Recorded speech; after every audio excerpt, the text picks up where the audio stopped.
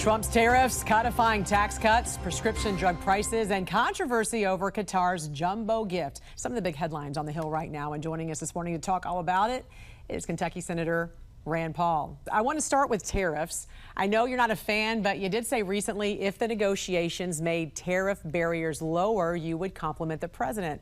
Shouldn't there be a level playing field? What's your thoughts now?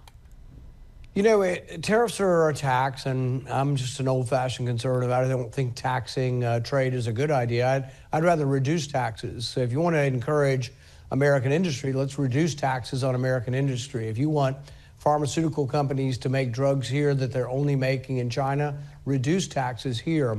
My fear is if you just double or triple taxes in China, and there are antibiotics that aren't made anywhere else, you might someday get them made here, but immediately what you're going to find is double and triple the prices. So there have been some progress. The deal with England looks like maybe a net positive, but you know, we were already running a trade surplus with England. With China, they were at 145%, which is basically an embargo. They went down to 80 and now they're at 30, but there are some reports that there may be some additional tariffs still lingering around from the previous administration, that for some objects and some things that are being traded, the tariff would still be 50%.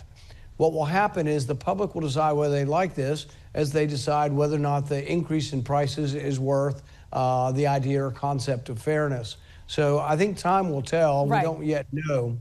And there's still a lot of negotiating left to do in all of this. In the meantime, you know, you were talking about taxes, and there's a lot of debate amongst Republicans in Congress regarding taxes and the one big beautiful bill, especially cuts to Medicaid, which you have said absolutely needs more scrutiny. Can you talk about some of the provisions you do support when it comes to Medicaid reform?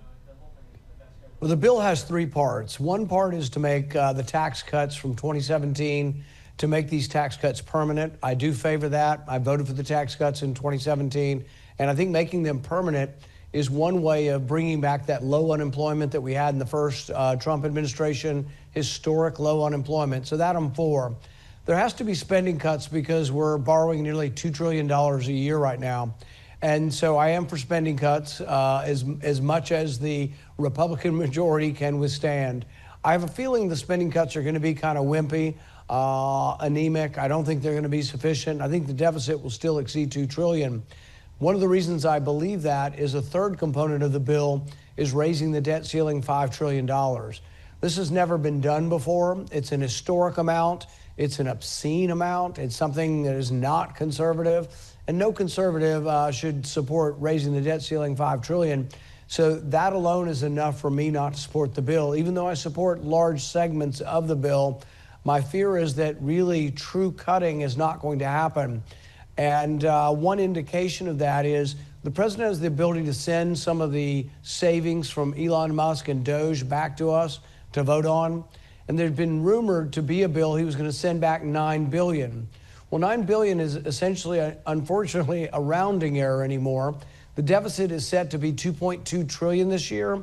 If you cut $9 billion, it's going to be $2.191 trillion. So it's not enough. But even that, they're saying there aren't enough Republican votes to actually vote to cut $9 billion. So really, we need more strength of character. We need more intestinal fortitude. We need more people with the gumption to understand that we can't withstand these deficits forever. Interest payments are over $1 trillion now. So what's it going to take for you to vote on this bill? If they strip out the debt ceiling and let the Democrats vote for that, I'll vote for making the tax cuts permanent, and I'll vote for as much spending cuts as the Republican majority can withstand. But I'm not voting to raise the debt ceiling $5 trillion. I offered to raise it for 3 months, to raise the debt ceiling $500 billion, which is also an extraordinary amount for only 3 months, $500 billion. And the reason I would do it 3 months at a time is at the end of 3 months, I would look at the people who say they're going to reform their ways and balance the budget, and I would look at them and say, what have you done in the last 3 months? Yeah. What is the deficit going to be? And then we'd vote again. So instead of voting once and leaving the debt ceiling go up $5 trillion for the next 2 years, I'd make them vote every 3 months because it would be the leverage to try to make them do a good job.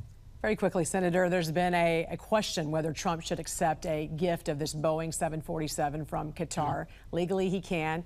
I know you don't agree with it. However, there's still a big question as to why Boeing, America's largest aircraft maker, cannot deliver a new plane for the President of the United States. He's got these 2 planes serving as Air Force One, 35 years old. They were supposed to be phased out of service years ago. Boeing was supposed to be done with those replacements last year. Now says they're not going to be complete until after he's left office, 2029 or later. Why shouldn't Trump accept the Qatari gift? And what do you make of Boeing not able to deliver on their promise? You know, I think Boeing has become a glorified extension of government. They're a bureaucracy. They're often paid on cost plus. So if their costs double from their original bid, they still get a percentage of whatever the overall cost is. So there needs to be more competition in the airline industry, and we need to start having competitive contracts. That being said, there is this little problem called the Constitution. The Constitution says that presidents can't take gifts from foreign leaders. They can accept them if approved by Congress, but this would have to be approved by Congress. Now, there's another way around this. If that plane is never going to be delivered and if they still keep caterwauling about the whole thing, what they ought to do is they ought to, the Qataris could give the plane back to Boeing and Boeing could sell it to the president and we could buy it. But even this plane is going to have to be retrofitted. It would have to have all the special communications that the president needs for Air Force One. It would also have to have special defensive weaponry that Air Force One has. So this is, I think, where we are on the other plane. I think the other plane is able to be flown and is finished. It's just getting all of the interior stuff done. That's been going on a year or more. So really, I'm not sure the Qatari plane speeds the process up, but it runs into constitutional problems. And there also is this problem that we sell enormous amounts of arms everywhere. We're the biggest arms merchant in the world. And if you are being asked to sell arms to Qatar, and they also gave you a plane, will that color your perception of whether we should sell them arms or not? I think it adds a potential conflict of interest. All right, Kentucky Senator Rand Paul, always great to see you, sir. Thanks for joining us. Hope you have a great weekend.